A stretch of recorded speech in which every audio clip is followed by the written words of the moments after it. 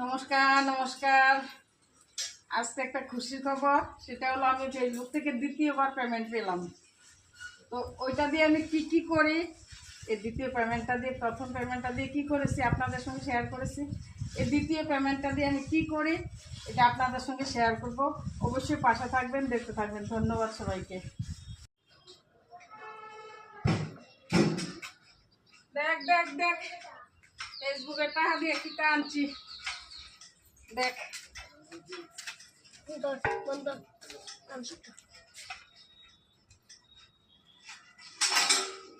এই দেখো তোমরা সারপ্রাইজ দ্বিতীয় পেমেন্ট পাইয়া ফেসবুকে ঠাকুরের জন্য। আগামীকালকে আমার বাড়িতে পুজো, সোমবার দিন।